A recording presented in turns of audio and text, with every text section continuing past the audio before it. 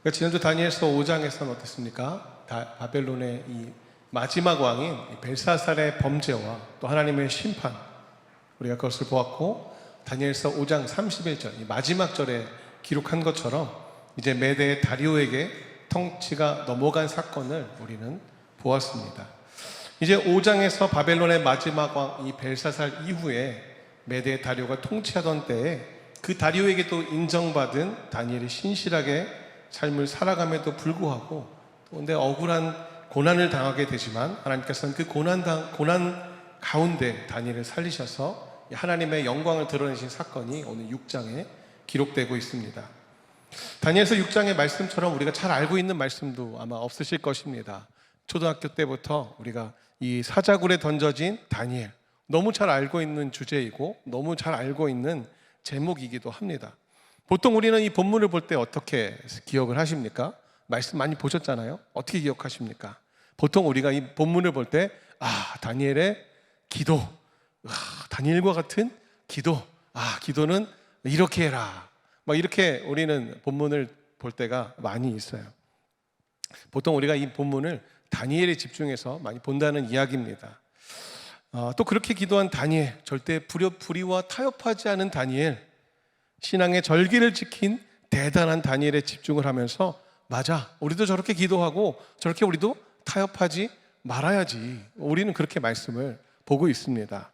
근데 다니엘의 주제를 우리가 좀 기억을 해두실 필요가 있습니다. 다니엘서의 전체 주제, 우리 권현희 목사님이 1주차 첫 번째 시간에 말씀하셨을 때 역사의 주관자 되신 하나님이라는 거예요. 다니엘서의 전체적인 주제가 역사를 주관하시는 하나님, 역사의 주관자는 하나님이시다. 이것을 우리가 기억한다면 이 다니엘서의 주인공이 다니엘이 아니라 하나님이신 것을, 그리고 오늘 볼 다니엘서 6장 이 사자굴에 들어가 있는 다니엘 또한 이 하나님의 역사와 계획을 우리가 집중해서 볼 수 있을 것입니다. 다니엘이 기도해서 왕이 바뀌고 다니엘이 기도해서 사자굴에서 승리하였던 것뿐만 아니라 이 역사의 주관자 되신 하나님께서 계획하셨고 준비하셨고 일하셨고, 또 그 일하심의 도구로 오늘 다니엘이 사용되고 있는 줄 믿습니다. 바라기는 우리도 오늘 이 다니엘과 같이 하나님의 계획하심 가운데, 또 역사하심 가운데, 하나님의 일하심 가운데 늘 사용되는 귀한 도구 되시기를 예수님 축복합니다. 잠깐 역사적인 배경을 보고 싶습니다. 오늘 말씀 배경 1절에 나와요. 1절 함께 읽어볼까요? 시작. 다리오가 자기의 뜻대로 고관 120명을 세워 전국을 통치하게 하고, 5장 32절에도 그랬고 5장 31절에도 다리오가 이 바벨론을 얻었다라고 표현하면서 다리오가 6장 1절에 다리오가 통치를 하였다라고 기록합니다. 그런데 우리 지난주 벨사살을 제가 설명해 드릴 때 그 말씀드렸습니다. 벨사살 또한 벨사살은 역사적으로는 기록되지 않았던 왕이다. 나보니두스가 오히려 바벨론 왕으로 역사적인 그 기록에는 기록이 되어 있지 벨사살은 기록되어 있지 않다라고 말씀을 드렸고, 이후에, 그렇죠? 아주 이후에 벨사살이 나중에 벨사살에 관련된 문헌들이 발견되어 이제야 이 벨사살이 정말 실존했던 인물이구나를 우리가 알 수 있다는 것이죠. 그런데 오늘 말씀이 기록하고 있는 이 다리오 왕 또한 동일한 상황입니다. 이 다리오 왕 또한 역사적인 기록, 문헌에는 이 왕이 남아있지 않다라고 이야기합니다. 일반적으로 우리는 바벨론 제국이 무너지면서 등장한 이 바사, 페르시아 제국의 지도자를 우리는 고레스로 알고 있죠. 그렇다면 당연히 본문에는 고레스가 등장해야 하는데 지금 먼저 다리오라는 인물이 등장하고 있어요. 바벨론의 멸망의 시기를 우리가 지난주에 539년이라고 말씀을 드렸습니다. 근데 혹시 여러분 포로 귀환 시대를 아십니까? 이제 이스라엘 백성 하나님이 계획하셨고 그들을 포로로 보내셨지만 너희들을 70년 후에 이제 돌아가게 될 것이야 라고 말씀했던 그 시기를 혹시 기억하십니까? 538년이에요. 그러니까 1년밖에 차이가 이제 남지 않은 것이죠. 이제 다니엘이 605년에 포로로 끌려와서 이제 하나님의 계획하심 가운데 538년이면 우리가 알고 있는 시기로 연대기로 봤을 때 538년이면 1년 뒤면 이제 1차 포로 귀환이 이스라엘로 일어날 것인데, 그 전에 지금 상황이라는 것이죠. 그런데 고레스, 페르시아의 통치 가운데 고레스 왕이 돌아가라 해서 다니엘이 아니죠, 이스라엘 백성들이 1차 포로 귀환을 하게 되는데, 지금 메대, 이 다리오 왕이 통치를 하고 있다는 것이죠. 그럼 이게 어떻게 된 것인가? 1년 만에 왕이, 나라가 바뀐 것일까? 아니면 뭐 다른 일이 있는 것인가? 잠깐 짧게 여러 가지 견해, 역사적인 견해가 있지만 보통 강하게 주장되는 두 가지 견해를 좀 말씀드리고 싶습니다. 첫 번째로는요, 다리오와 이 고레스가 동일 인물이라는 견해예요. 다리오와 고레스는 동일한 이름, 그러니까 다른 이름을 가지고 있는 동일한 인물이라는 것이죠. 고대 왕들은 여러 가지 이름으로 불렸다라고 합니다. 같은 왕에 대해서도 이 통치력이 미치는 범위에 따라서 각기 다른 이름으로 이 왕을 부르는 관습이 있었다고 해요. 그런데 이 주장에는 약간 문제가 있어요. 왜냐하면 다리오와 고레스가 동일 인물이라 생각될 때 가장 문제시되는 구절이 뭐냐면, 오늘 보았던 말씀 중에 6장 28절, 이 다니엘이 다리오 왕의 시대와 바사 사람 고레스 왕의 시대에 형통하였더라. 그러면 우리가 이것을 보았을 때 이렇게 생각할 수 있는 거죠. 다리오 왕의 시대, 그리고 그 이후에 고레스의 시대가 있겠구나라고 생각할 수 있다는 것이에요. 그런데 만약에 동일한 인물이라고 한다면 이거는 무엇인가 라고 생각할 수 있다는 것이죠. 근데 이제 우리가 어렵게 보지 않고 그냥 단순하게 이 문장의 접속사를 히브리 문법으로 따라 다시 해석을 하면 이렇게 바뀐다고 합니다. 이 다니엘이 다리오 왕의 시대, 곧 바사 사람 고레스 왕의 시대에 형통하였더라. 만약 이렇게 읽기, 접속사만 바꿔서 이렇게 읽기 시작하면 간단하게 해결된다는 것이죠. 그래서 이 견해는 오랫동안 많은 성경학자들이 지지를 하였다고 합니다. 근데 또 두 번째, 또 다른 견해가 있어요. 또 다른 견해는 다리오는 고레스 왕에 휘하에 있었던 장군 중에 한 사람이라는 견해예요. 5장 31절에 보시면 메대 사람 다리오가 나라를 얻었는데 라고 기록을 하는 것이죠.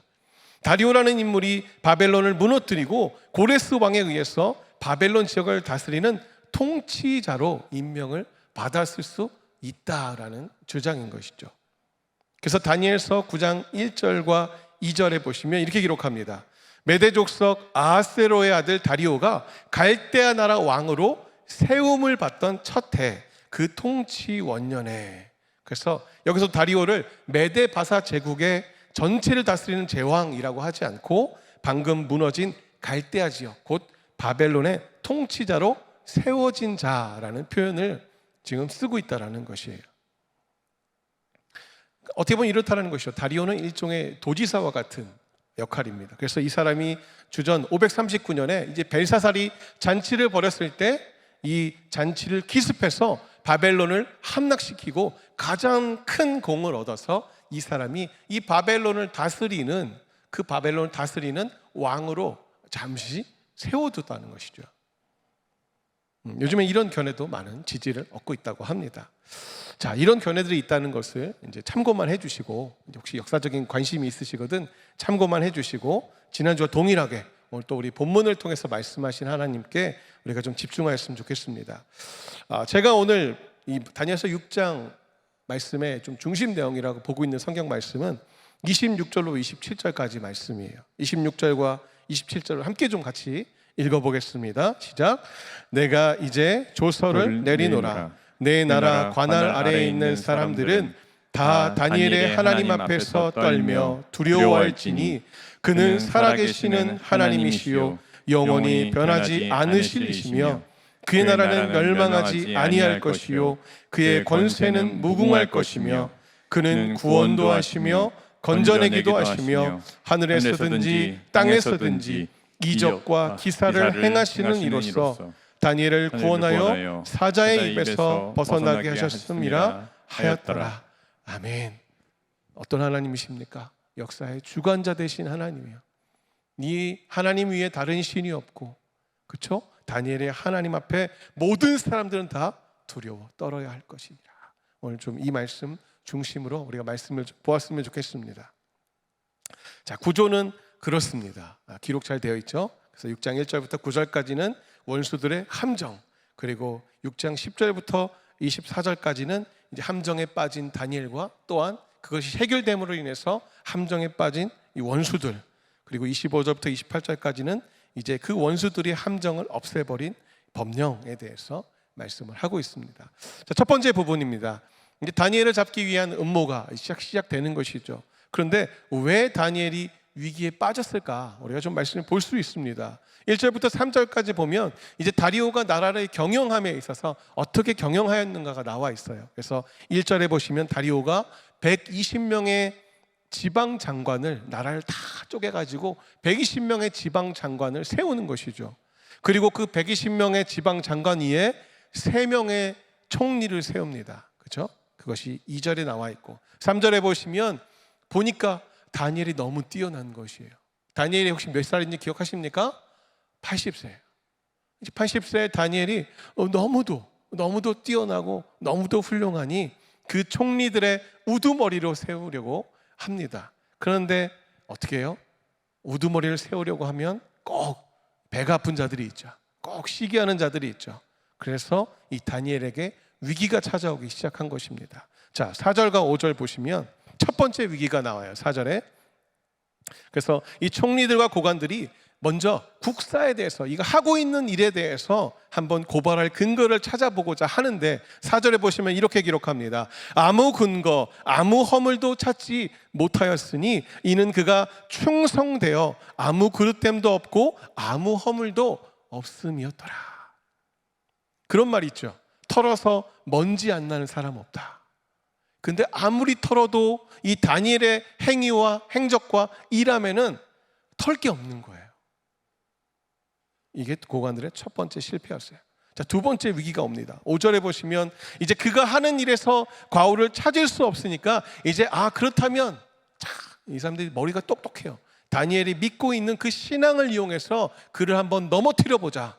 음모를 꾸미기 시작합니다. 그래서 5절에 보시면 다니엘은 그 하나님의 율법에서 근거를 찾지 못하면 그를 고발할 수 없으리라. 신앙에서 근거를 찾지 못하면 안 된다. 그들이 깨달아 알게 된 것이죠. 자, 이제 음모가, 어떤 음모가 진행되는지 6절부터 9절까지 말합니다. 7절 보시면 그들이 왕에게 찾아와서 이제 왕에게 상소를 하는 것이죠. 왕이시여, 30일 동안 임금님 말고 다른 신이나 다른 사람에게 무엇을 간구하는 사람들은 누구든지 사자굴에 집어 넣어 주십시오. 이런 법을 제정할 것을 촉구하는 것이죠. 자, 그런데 여러분, 왕에게는 이것을 반대할 명분이 없었던 것 같습니다. 어떻게 보면 왕은 이것을 또 좋아해야 될 내용인 것이죠. 자기가 높아지는 자리 있잖아요. 자기가 높아지고 왕을 신격화하는 자리. 또한 지금 이 시기가 어때요? 통치 초기의 시기지 않습니까? 이제 내가 왕에 올라서 내가 이 사람들을 돌볼 때 내가 왕으로 절대 군림해서 이들을 말을 잘 듣게 훈련시켜야 하니까 왕으로 인해서는 굉장히 좋은 구실일 수도 있었다라는 것이죠. 또한 이 올무의 대상인 다니엘이 빠져나가지 못하도록, 또 왕이 보호해 주지 못하도록 이제 작업이 시작된 것이었어요. 자, 8절입니다. 8절과 12절과 15절에 이 세 번이나 걸쳐서 다니엘이 발뺌하거나 변명할 수 없도록 이들이 이제 왕의 조서를 공식화할 것을 왕에게 촉구하고 요구하고 강조하는 것이죠. 그래서 8절에 보시면 이렇게 기록하죠. 금령을 세우시고, 법을 세우시고, 근데 그 법을 세우시는데 고치지 아니하는 규례를 따라 그것을 다시는 고치지 못하게 하옵소서. 법을 세웠는데, 우리가 이 시대에도 법이 세운 게 어때요? 세운 법을, 이 법이 지금 맞지 않은 것 같습니다. 그러면 우리가 건의해서 바꿀 수 있는 또 법이 있지 않습니까? 그런데 이때 당시에는 절대 바꾸지 못하도록 주님이 아니죠, 왕이시여 해주십시오 하는 것이죠. 12절에 또 강조하는 거예요. 금령에 왕의 도장을 찍어서 고치지 못하는 규례.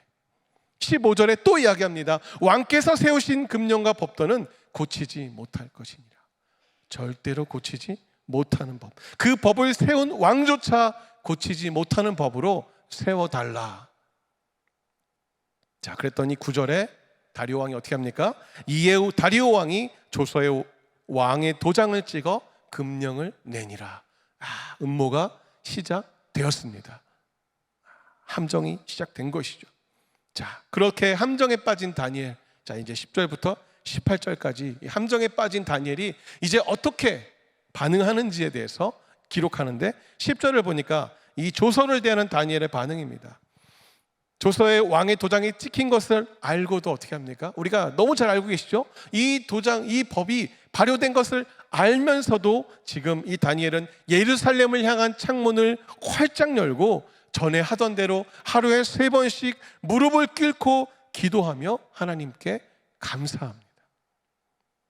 자, 그런데 예루살렘을 향해서 기도한다라고 이야기합니다. 이 예루살렘을 향한 기도는요, 이 솔로몬의 성전 헌당식에 있었던 그 기도의 유래가 되었다고 합니다. 이것은 열왕기상 8장에 잘 기록이 되어 있어요. 그래서 솔로몬이 기도하기를 이렇게 기도합니다. 잘 들어보십시오. 이 백성이 죄를 짓고 먼 나라로 끌려가더라도 그들이 회개하고 이 성전을 향하여 기도할 때 하늘에서 들으시고 저들을 용서하소서.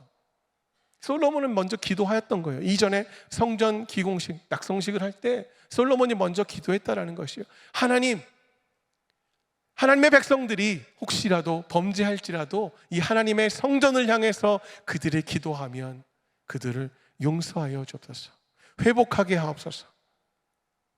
그래서 지금 다니엘과 또 다니엘같이 믿음이 있는 자들은 그 하나님의 성전, 근데 이때 당시에는 이 하나님의 성전이 이미 무너졌을 당시예요. 그럼에도 불구하고 그곳을 향하여 다니엘은 믿음을 가지고 계속해서 기도하는 것이죠. 소망을 가지고, 하나님 다시금 그곳 가운데 주님의 성전을, 다시금 주님의 은혜를, 우리를 회복하소서, 기도하는 것을 게을리하지 않았다는 것이죠.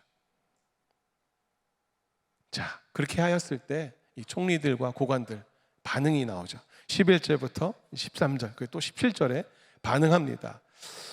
다니엘이 하나님께 기도하며 간구하는 것을 발견하는 것이죠. 왜요? 음모를 딱 그물을 쳐놨으니까 이제 그 그물에 고기가 올라오기만 기다렸을 거 아닙니까? 낚시하시는 분들도 그렇잖아요. 낚시를 딱 던져놓고 기다리잖아요. 언제 잡힐까? 이들도 딱 보고 있는 것이죠. 딱 해놓고 분명히 할 텐데 했는데 아니라 다를 것 같아요. 창문이 착 열리면서 다니엘이 기도하고 있는 것이에요.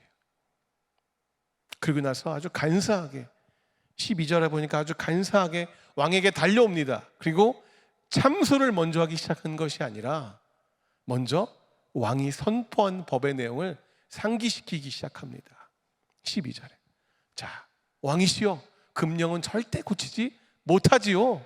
왕의 법은 절대 고치지 않기로 하셨지 않습니까? 그 왕이 어떻게 했어요? 당연하지.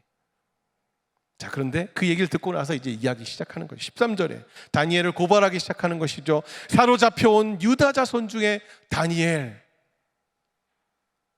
포로로 잡혀온 그 유다 자손 중에 다니엘이 왕을 무시하고 왕의 도장에 찍힌 금지령을 무시하고 하루에 3번씩 기도하였습니다. 무슨 말입니까? 우리는 정복자고 다니엘은 볼품없는 그 포로된 것을 강조하면서 그런 다니엘이 왕이 친히 제정한 법을 의도적으로 무시하고 모욕한 처사라고 지금 왕의 마음에 자극시키고 막 참소하고 있는 것이죠. 자, 그리고 나서 어쩔 수 없죠. 이제 일은 벌어졌어요. 그래서 17절에 보시면 어떻게 일이 일어납니까? 돌을 굴려다가 굴 어기를 막음에 다니엘에 대한 조치를 고치지 못하게 하려 함이었더라. 다니엘을 이제 사자굴에 집어넣는 것이죠. 다니엘을 사자굴에 집어넣고 돌을 막은 것이에요. 그리고 어떻게 합니까? 봉인을 하는 것이에요. 근데 그냥 봉인을 하는데 왕의 도장을 찍고 귀족들의 도장을 찍었다라는 것이에요. 왜요? 왕이 다니엘을 아끼는 마음을 귀족들이 이미 알고 있습니다. 그렇기 때문에 혹시라도 다니엘을 빼돌렸다가 다시 빼돌릴까 봐 지금 이들은 자기들의 도장을 찍어서 왕이 함부로 빼돌리지 못하게, 어떻게 보면 자신들 또한 왕을 온전히 존중하지 못하고 있는 것이죠. 이것은 마치 어떻습니까? 예수님의 무덤을 봉인하고 혹시 누가 시체를 훔쳐가거나 할까 봐 예수님의 무덤을 봉인하고 사람들이 지키고 있었던 것을 연상시키기도 합니다. 자, 이제 왕의 반응입니다. 왕의 반응. 왕은 어떻게 반응합니까? 14절부터 18절까지. 14절입니다. 다니엘, 금령을 어긴 다니엘로 인해서 크게 근심하고 다니엘을 구원하려고 마음을 쓰고 다니엘을 건져내려고 힘을 쓰다가 라고 기록되어 있죠. 근심하고 마음을 쓰고 힘을 다하고, 여러분 이것이 왕의 마음이었다는 것이죠. 그 다니엘을 아끼고 사랑하였던 그 왕의 마음. 16절입니다. 그런데 다니엘을 사자굴에 넣도록 명령한 후에 눈물의 편지를 보내는 것이죠. 뭐라고 합니까? 내가 항상 섬기는 너의 하나님이 너를 구원하시리라. 말씀을 보시면 항상 섬기는 너의 하나님이 반복돼서 기록하고 있어요. 다니엘아, 네가 항상 섬기는 하나님이, 네가 항상 섬기는 너의 하나님이, 기록하면서 이 다니엘의 신앙과 그가 믿는 하나님을 의지하는 또한 왕의 마음을 볼 수 있어요. 우리가 이것을 통해 알 수 있는 것은 무엇입니까? 왕이 줘서 금령을 만들었습니다. 하지만 이런 불완전한 인간이다 보니까 내가 완전하게 법을 만들고 싶어도 그 법은 완전하지 못하다라는 것이에요. 내가 지키고 싶고 사랑하는 사람들을 지키고 싶지만 지금 왕 어떻습니까? 지금 그렇게 하고 있지 못하기 때문에 왕은 그 마음에 너무도 간절하고 안타깝고 근심하고 걱정하고 있다는 것이, 사람의 법이 이렇다는 것이죠. 그 18절입니다. 밤이 새도록 금식하고 그 앞에 오락을 그치고 잠자기를 마다하니라. 다니엘이 신들의 영이 함께하는 사람인 것을 기억합니다. 그리고 그를 살려줄 것이라며 어떻게 보면 막연한 기대를 하고 있는 것이죠. 자, 이제 19절로 24절까지의 말씀은 함정에 빠진 원수들. 자, 어떤 함정에 빠졌습니까? 19절에서 20절입니다. 살아계시는 하나님의 종 다니엘아, 내가 항상 섬기는 내 하나님이 사자들에게 선등히 너를 구원하셨느냐? 왕이심 새벽부터 찾아와서 묻고 있는 거예요. 다니엘아, 너가 믿고 있는 그 하나님이 너를 구원하셨느냐? 네가 살아있느냐? 지금 묻고 있다라는 것이죠. 다리오는요, 이 광활한 메대를 다스리는 신과 같은 주권자였지만 다니엘을 사자굴에서 건져낼 수가 없었어요. 왜요? 그 다니엘을 구해내면 자기의 그 말에, 자기의 금령이 깨어짐으로 인해서 자기의 말이 이제는 업신여겨질 수밖에 없기 때문인 것이죠. 그렇게 다리오는 어떻습니까? 여호와의 능력이 뛰어나실 뿐만 아니라 주님께서 주도적으로 일하시고 있다는 사실을 고백할 수밖에 없다는 것이죠. 21절로 23절까지 말씀 보시면 이렇게 기록합니다. 다니엘의 고백이에요. 나의 하나님이 이미 그의 천사를 보내어 사자들의 입을 봉하셨으므로, 23절, 다니엘을 굴에서 올린즉 그의 몸이 조금도 상하지 아니하였으니 이는 그가 자기의 하나님을 믿음이라. 아멘.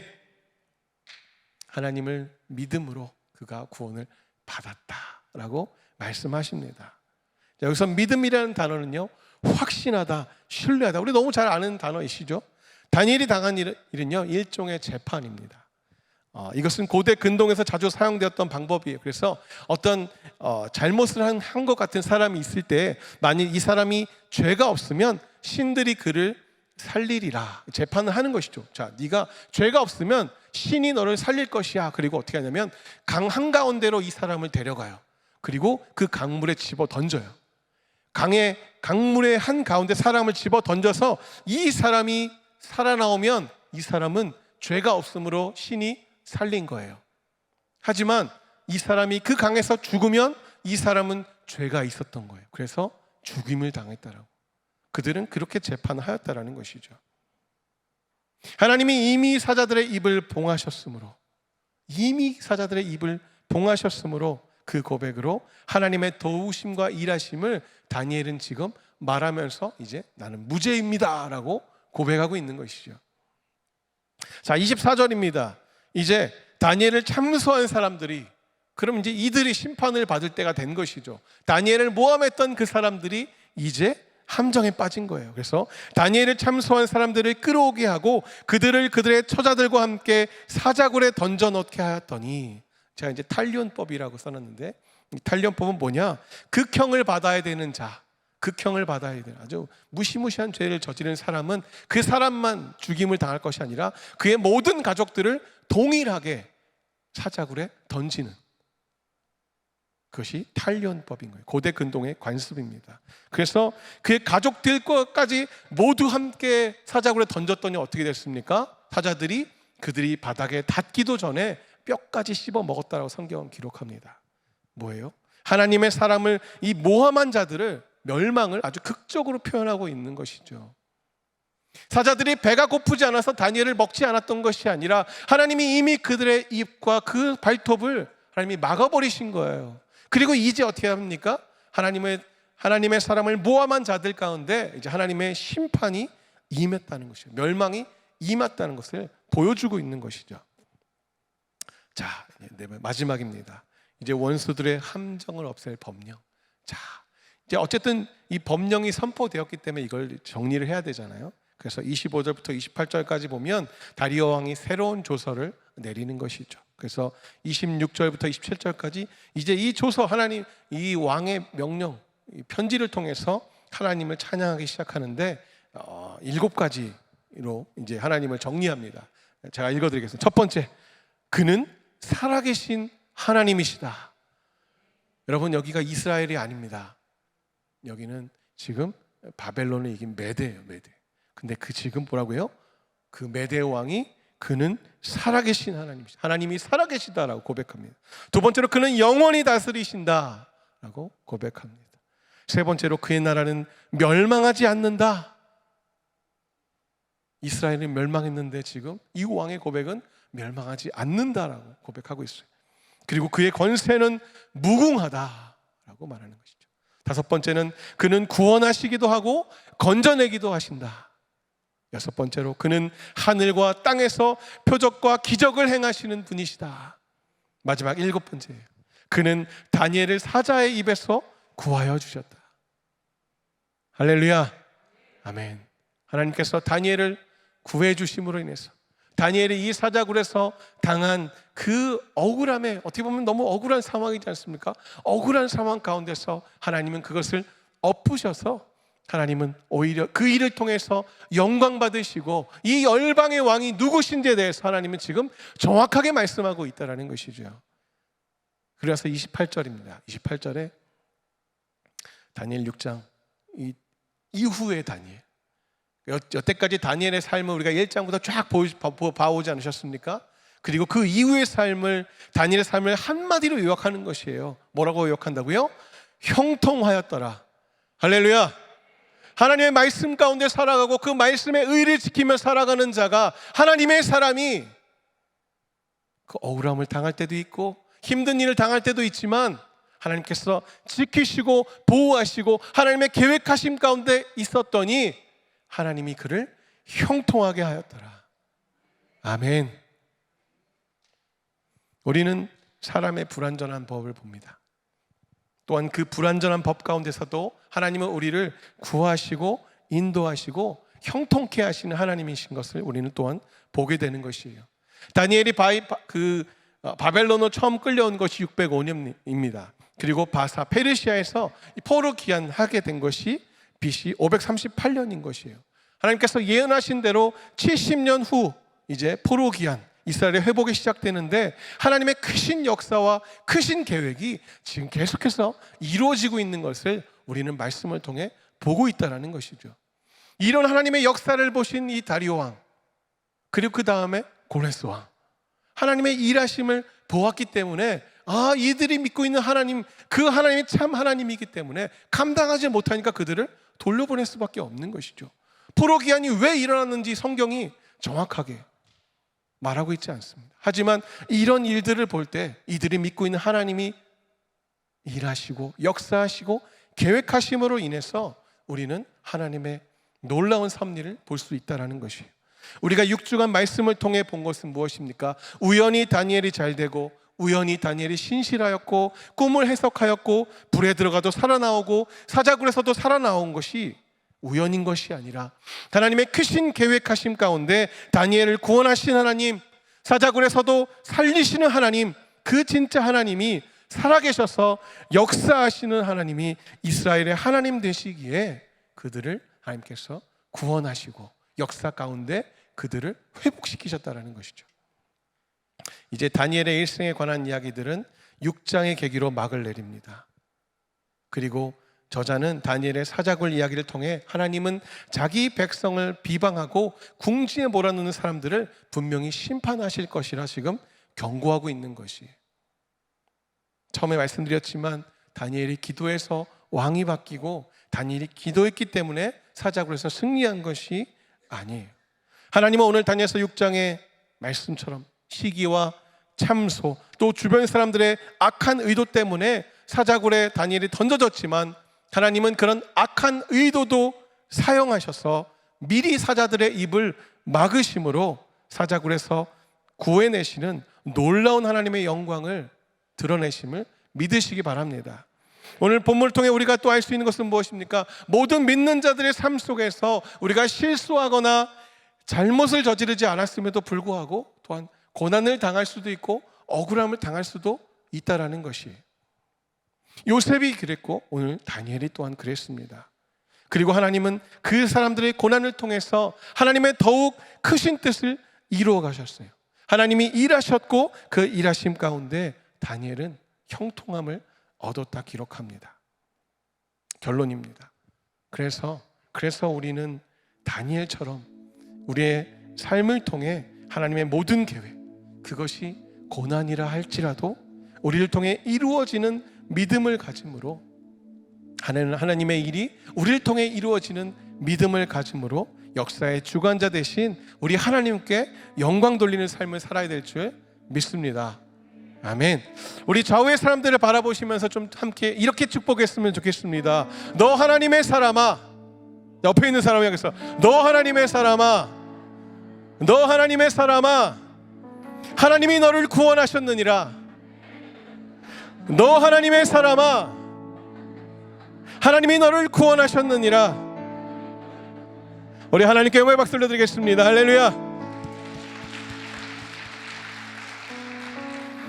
아멘. 우리 좀 찬양하면서 우리를 구원하시고 또 다니엘을 구원하시고 하나님의 뜻하심 가운데 일하시는 그 주님을 우리가 좀 믿음으로 함께 고백했으면 좋겠습니다. 우리 주가 일하시네 함께 찬양하겠습니다. 날이 저물어 갈 때, 날이 저물어 갈 때, 빈들어 애써거릴 때, 그때가 하나님의 때. 내 힘으로 안 될 때, 빈손으로 걸을 때, 내가 고백해 여호와 이래. 날이 저물어 갈 때, 날이 저물어 갈 때, 빈들에서 걸을 때, 그때가 하나님의 때. 내 힘으로 안 될 때, 빈손으로 걸을 때, 내가 고백해 여호와 이래. 주가 일하시네, 주가 일하시네, 주가 일하시네. 주께 아끼지 않는 자에게 주가 일하시네, 주가 일하시네. 신뢰하며 걷는 자에게 주가 일하시네, 주가 일하시네, 주가 일하시네. 주께 아끼지 않는 자에게 주가 일하시네, 주가 일하시네. 신뢰하며 걷는 자에게. 우리 모인 이곳에, 우리 모인 이곳에 주님 함께 계시네. 누리네 하나님 은혜. 적은 떡과 물고기, 적은 떡과 물고기, 묵은 걸 드릴 때 모두 고백해 여호와. 주가 일하시네, 주가 일하시네 주가 일하시네 주께 아끼지 않는 자에게 주가 일하시네 주가 일하시네 신뢰하며 얻는 자에게 주가 일하시네 주가 일하시네 주가 일하시네 주께 아끼지 않는 자에게 주가 일하시네 주가 일하시네 신뢰하며 얻는 한 번 더 고백합니다. 주가 일하시네 주가 일하시네 주가 일하시네 주께 아끼지 않는 자에게 주가 일하시네 주가 일하시네 신뢰하며 얻는 자에게 아멘.